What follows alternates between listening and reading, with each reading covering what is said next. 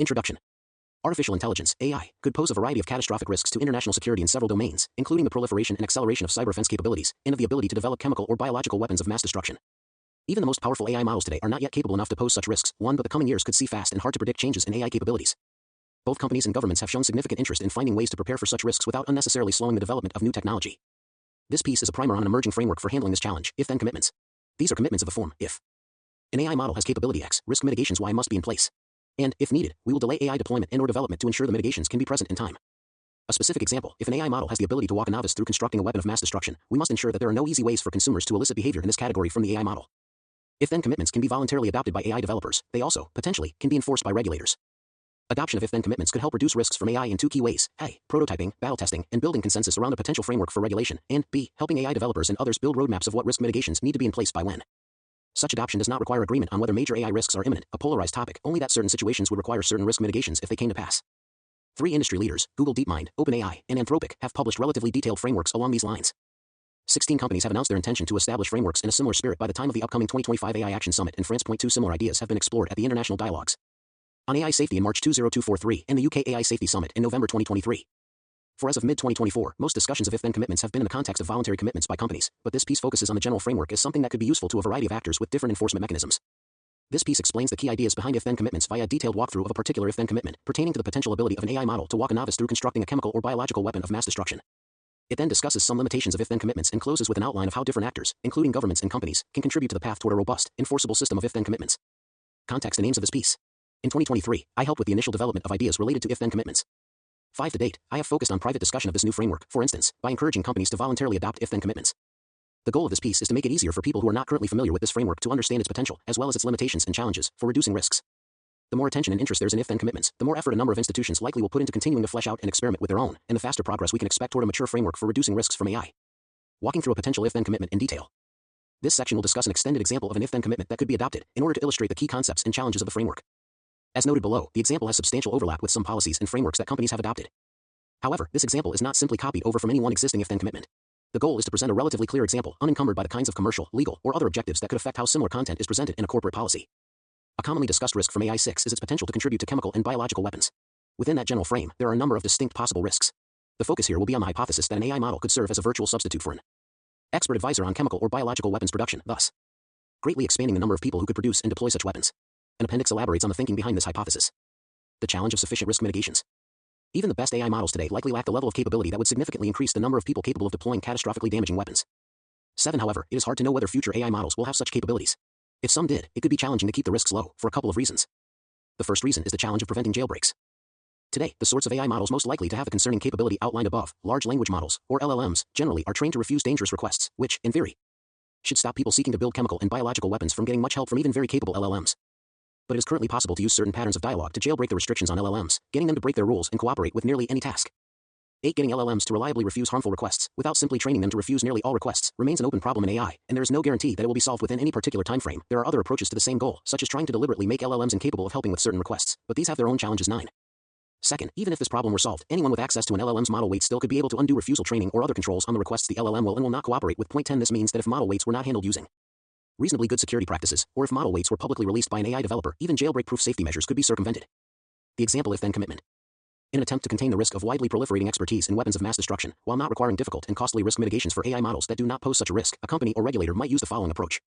Identify a tripwire capability that would trigger the need for additional risk mitigations.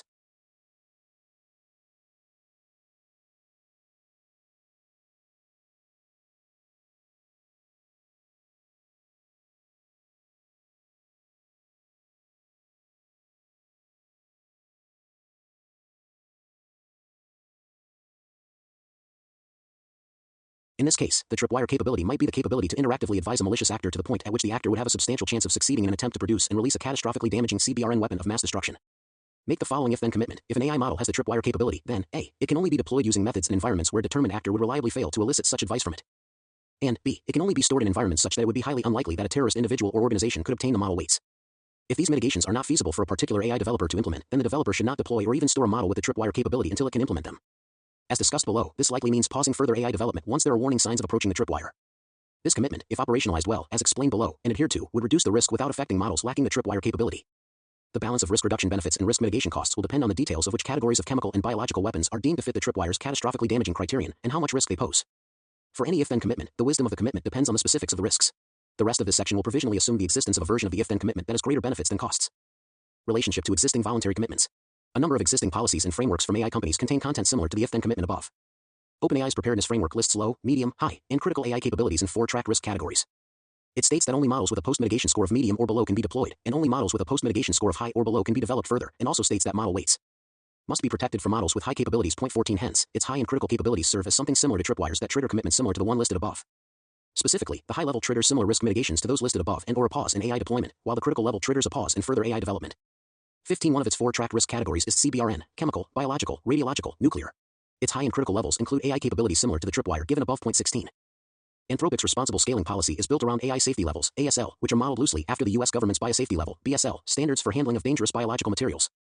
We define a series of AI capability thresholds that represent increasing potential risks, such that each ASL requires more stringent safety, security, and operational measures than the previous one. Its ASL 3 level presents similar risk mitigations to those in the above if-then commitment, hardened security such that non-state attackers are unlikely to be able to steal model weights, and advanced threat actors, e.g. states, cannot steal them without significant expense and implement strong misuse prevention measures, including maximum jailbreak response times. It also commits to pause AI deployment and development as needed to keep these commitments. 17 Hence, AI capabilities that trigger Anthropic's ASL3 standard will function similarly to the tripwire above. These elements include the capability to substantially increase the risk of deliberately caused catastrophic harm either by proliferating capabilities, lowering costs, or enabling new methods of attack. Our first area of effort is in evaluating bioweapons risks. This is similar in spirit but less specific than the above tripwire. Google DeepMind's Frontier Safety Framework specifies protocols for the detection of capability levels at which models may pose severe risks, which we call critical capability levels, CCLs, and a spectrum of mitigation options to address such risks. Its CCLs include a capability similar to the tripwire above. 18 Its mitigation options consist of security mitigations and deployment mitigations in a similar spirit to those listed under the if-then commitments above. 19 However, it does not, as the other 2 policies do, specify which mitigations correspond to which CCLs. Instead, it is left up to the company to determine on a case-by-case basis which mitigations are appropriate for a given level. The future work section states an intention to map specific CCLs to specific mitigations in a later version of the framework. 20 Google's framework also contains a discussion of pausing deployment and development as needed, as in the if-then commitment above. A model may reach evaluation thresholds before mitigations at appropriate levels are ready.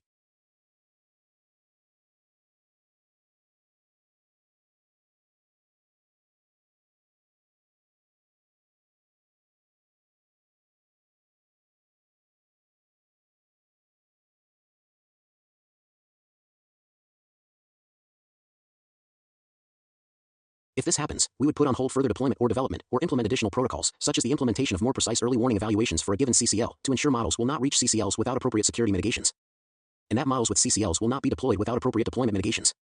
Overall, the terminology, approach, and details vary among policies, but they all have content that significantly overlaps with the if-then commitment laid out above. Potential benefits of this if-then commitment. An if-then commitment along the above lines could have significant benefits. First, such a commitment could be an appealing compromise between people who think the capability described above could emerge imminently and people who think it will not emerge for a very long time, if ever. The former group might expect the if-then commitment to result in important risk mitigation soon. The latter might expect the if-then commitment to amount to little beyond running evaluations, as described below. Second, such a commitment would provide a clear, action-relevant goal for the design of AI evaluations. Evaluations should seek to determine whether a given AI model is close to the tripwire laid out above. Teams. More broadly, with such a commitment in place, AI developers and others could experiment with a number of ways of operationalizing it, a number of different approaches to evaluating AI capabilities, to evaluating the sufficiency of security measures, and the like, and discover over time how to make these operationalizations practical to implement. This kind of experimentation and learning could be helpful for eventually developing battle-tested, scalable ways of implementing the commitment, which could be important for developing practical, protective policies, ranging from industry standards to national and potentially international policies, over time. Furthermore, such a commitment could help AI developers with planning and prioritizing for risk mitigation measures. For example, an AI company that makes internal predictions about the future capabilities of its models could use this commitment to build a roadmap for risk mitigation measures, something along the lines of, we expect AI models with the tripwire capabilities in N years, so we need to resource our teams appropriately to have jailbreak-proof restrictions on how our AI models can be used by then, and to store such AI models under strong enough security practices. Companies that have made commitments similar to this one have emphasized this benefit. For example, OpenAI's preparedness framework explicitly discusses roadmapping as part of its work. Anthropic has stated that teams such as security, trust and safety, red teaming, and interpretability have had to greatly ramp up hiring to have a reasonable chance of achieving ASL3 safety measures by the time we have ASL3 models. Broadly speaking, commitments like this have the potential to create a race to the top. If powerful AI models can only be developed and deployed with strong risk mitigations in place, developing strong risk mitigations could become an essential part of what AI developers compete on and, accordingly, prioritize. How does one know if an AI is near or at the tripwire? This sort of question is the subject of an emerging field aiming to design tests that determine what dangerous or dual-use, both beneficial and potentially risk-inducing, capabilities a given AI model has. Evaluations, evals, of these capabilities are a major focus of the US AI Safety Institute, 21 the UK AI Safety Institute, 22 and teams at several major AI companies. 23. Below are several potential approaches to building evals for the tripwire under discussion. For ease of explanation, the list starts with highly relevant but expensive and difficult evals to run and ends with more approximate but practical evals. This latter category includes most of the current evals being run or built. Hypothetical, idealized experiment. Ultimately, the goal is to answer questions like, what would be the result of an experiment in which determined?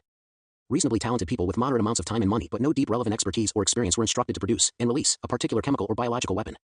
24 and given access to basic equipment and the AI model in question, as well as publicly available resources such as search engines or textbooks, but not to a human expert advisor? Would they succeed a reasonably high percentage of the time, and would they outperform a control group given no access to the AI model and similar assets otherwise? This exact experiment would be impractical, most obviously because it would involve producing and releasing dangerous weapons, but also because it could take time to recruit participants and allow them to attempt the work. Approximations of this experiment. One could run various approximations of the above experiment.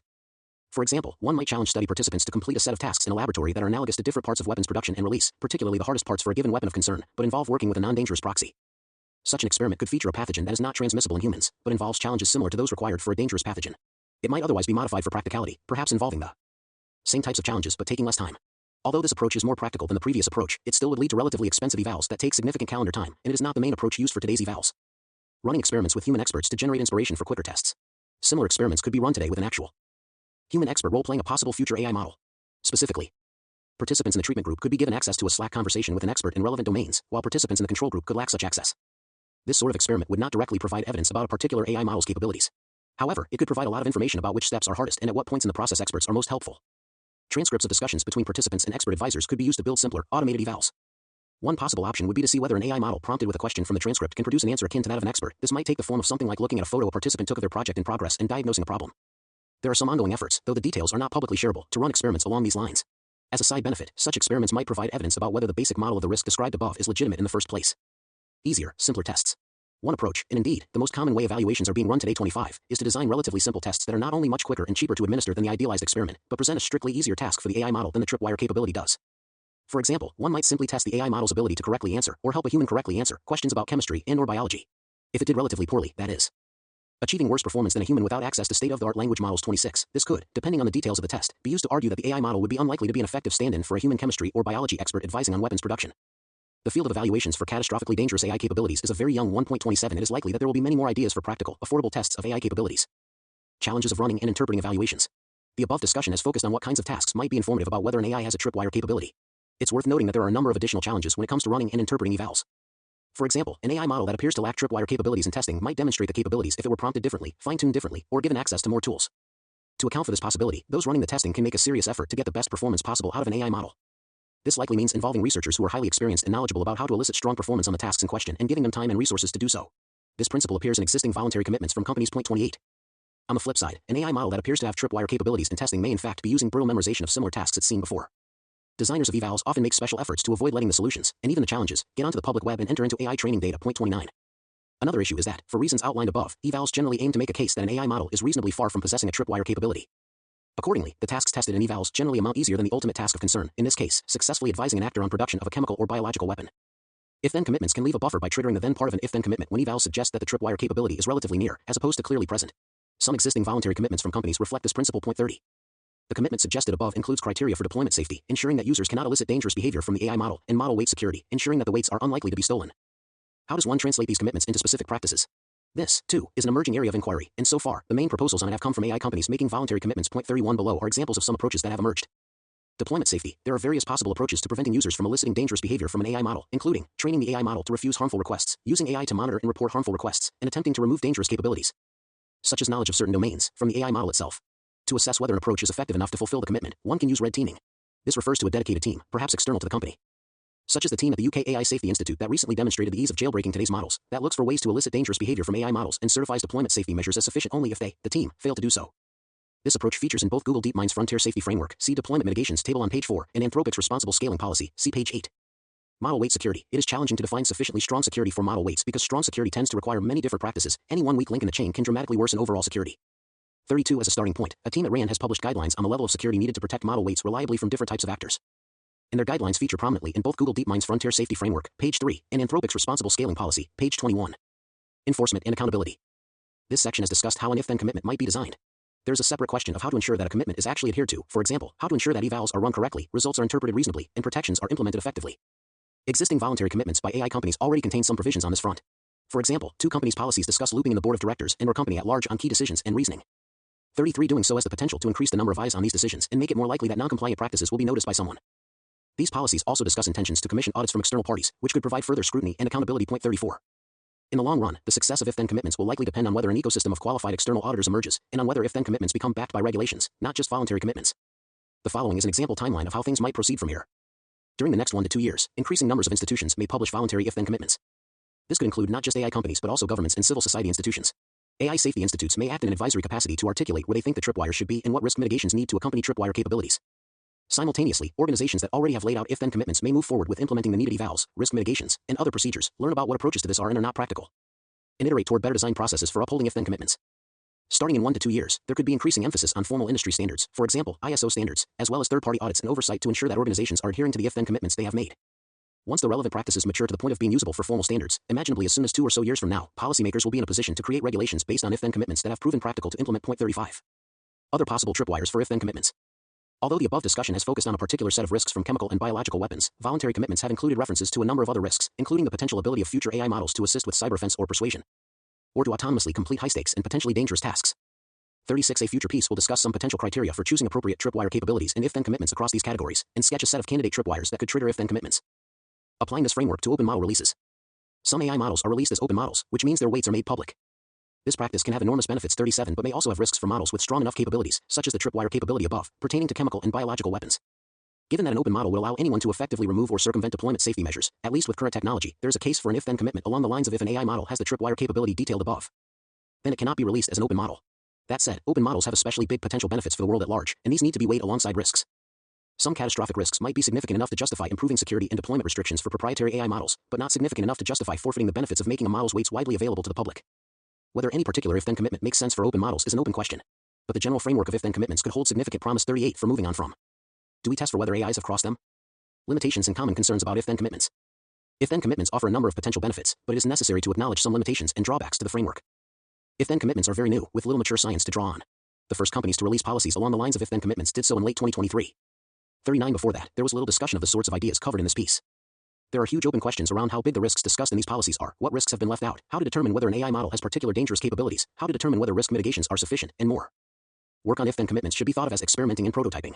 Many of the evaluations and risk mitigations people focus on today could look ill-conceived after just another year or 2 of learning and iteration. In this spirit, if AI progress is fast enough to open up extremely dangerous capabilities in the next few years, one should not assume that if-then commitments will be well developed enough by then to be up to the task of containing the risks, though they may help. Voluntary commitments alone are unlikely to keep risks low. As of today, if-then commitments have come from voluntary corporate policies and frameworks, with little third-party oversight or enforcement. This is valuable for early experimentation with a young framework, but in the long run, one should not expect voluntary commitments to stop companies from racing toward large commercial opportunities. And one should expect any given set of AI capabilities to get cheaper and easier to produce over time, bringing in more players and making it less likely that everyone will be adhering to any given set of practices. In the long run, more than voluntary commitments will be needed in order for this framework to work. It will be necessary to have regulation, and likely even international coordination. Voluntary commitments, and the public dialogue around them, including criticisms and recommendations for improvements, can be an important source of information on how to conduct evaluations and implement risk mitigations. At this early stage, this may be the fastest way to accumulate such knowledge. Ultimately, however, AI developers should be regulated more strictly than how they would regulate themselves. It will probably never be possible to fully rule out that a given AI has tripwire capabilities. Today, it seems that even the best AI models are not close to the tripwire discussed above, or to other tripwires that have been proposed. 40. But there are always questions as to whether evaluations reflect what an AI model is really capable of, and what capabilities a given AI model might acquire over the next several years following advances and post-training enhancements. For some who think that the risks of AI are huge and imminent, it is unlikely that the framework discussed here can be conservative enough in handling those sorts of possibilities. On the flip side, it also is hard to know whether specific risks outweigh the associated benefits. The effects of innovation are inherently hard to predict, and there are some who feel that weighing costs and benefits ahead of time will never be a useful exercise. If-then commitments are not a good fit for all risks from AI. They are designed primarily for domains where prevention, as opposed to response, is a feasible and important part of risk management. Some risks, particularly those that build up over many relatively smaller incidents, as opposed to a small number of discrete catastrophes, may be too hard to anticipate or prepare for in advance and may best be handled by noticing and reacting to risky dynamics rather than focusing on pre-commitments. It is hard to anticipate risks in advance. The most important short and long-term risks from AI are not necessarily the same ones that are getting attention and analysis today. Today's if-then commitments might look ill-conceived or irrelevant in the future, while risks that have received little attention, including risks that no one has thought of yet, might turn out to be more important. If-then commitments are fundamentally about trying to prepare for risks from AI models that do not exist yet. This is an inherently difficult exercise, though perhaps it is necessary if dangerous AI capabilities could emerge rapidly, while key risk mitigations take a long time to develop. That said, perfect foresight is not needed for if-then commitments to be useful. For example, many different potential threat models call for similar risk mitigations, such as strong security for model weights, and it seems plausible that these risk mitigations would be robustly useful for risks that are not yet on anyone's radar. Voluntary commitments and even regulation could be too hard to enforce across the board, such that responsible actors end up adhering to if-then commitments, while irresponsible actors rush forward with dangerous AI. One of the challenges with AI is that complete enforcement of any given risk mitigation framework seems extremely hard to achieve, yet incomplete enforcement could end up disadvantaging responsible actors in a high-stakes, global technology race. This is a general issue with most ways of reducing AI risks, other than race forward and hope that the benefits outweigh the costs, and is not specific to if-then commitments. To help mitigate this issue, early, voluntary if-then commitments can contain escape clauses along the lines of, we may cease adhering to these commitments if some actor who is not adhering to them is close to building more capable models than ours.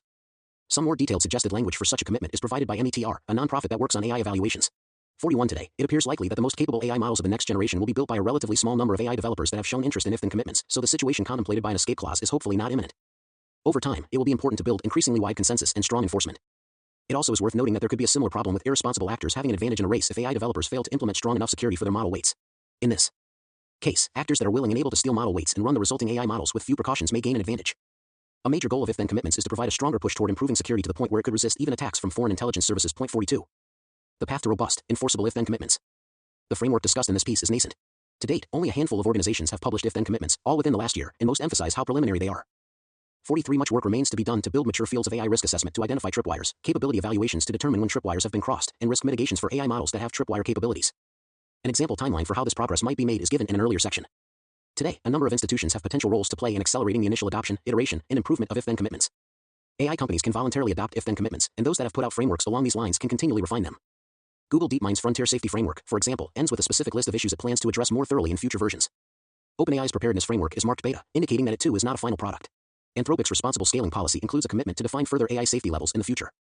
AI safety institutes, such as those in the United Kingdom and United States, can put out their own non-binding guidance on the types of if-then commitments that AI developers should adopt. Other civil society organizations can do similarly. This could provide a valuable check on the choices made by for-profit companies, a comparison point with more ambitious risk reduction measures than companies voluntarily have been willing to adopt to date. Subject matter experts in areas such as chemistry, biology, and cybersecurity can create and refine proposals for which AI capabilities should be considered tripwires, which evals would be most informative about them, and the like.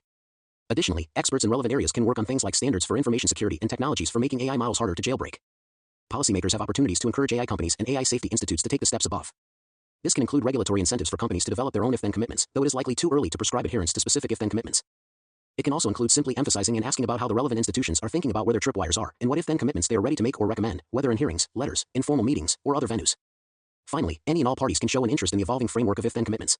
Simply asking questions, ranging from when do you plan on releasing the next iteration of your voluntary commitments, to are you thinking of adding evals for risk X, can help demonstrate that people are paying attention to the commitments and recommendations organizations are issuing, and that they would value progress toward a mature framework that could robustly reduce risk while continuing to encourage innovation. Appendix, elaborating on the risk of AI-assisted chemical and biological weapons development. This appendix briefly elaborates on the threat model featured, as an illustrative example, in the main text. There are a number of chemical or biological weapons that someone with the relevant experience and expertise could produce and deploy on a relatively modest budget and without needing access to any particularly hard-to-obtain materials. 44 Someone with the relevant expertise and experience might also be able to remotely advise a relative novice to produce and deploy such weapons, especially if they were providing dedicated, interactive advice and exchanging pictures. Fortunately, only a small percentage of the population has the expertise needed to develop a given chemical or biological weapon, and the overlap with people who would want to is even smaller. 45 But if a future AI model could play the same role as a human expert in chemical or biological weapons, then any individual, such as a terrorist, with access to that AI model effectively would have access to an expert advisor. Note that there is precedent for terrorists attempting to produce and deploy chemical and biological weapons in an attempt to cause mass casualties. 46. Thus, widely available and capable enough AI could effectively give any determined user access to an advisor with the most relevant expertise, greatly multiplying the number of people with the ability to deploy a weapon of mass destruction. The risk described in this section is a function both of potential future AI capabilities and of a number of contingent facts about societal preparedness and countermeasures. It is possible that sufficient restrictions on access to key precursor materials and technologies, for example, DNA synthesis, could make chemical and/or biological weapons infeasible to produce even with strong expertise or expert advice. No AI risk is only about AI, but it may still be prudent to prepare for the potential sudden emergence of AI capabilities that would cause major risks in the world as it is. The author is married to the president of Anthropic, an AI company, and has financial exposure to both Anthropic and OpenAI via his spouse. Acknowledgements.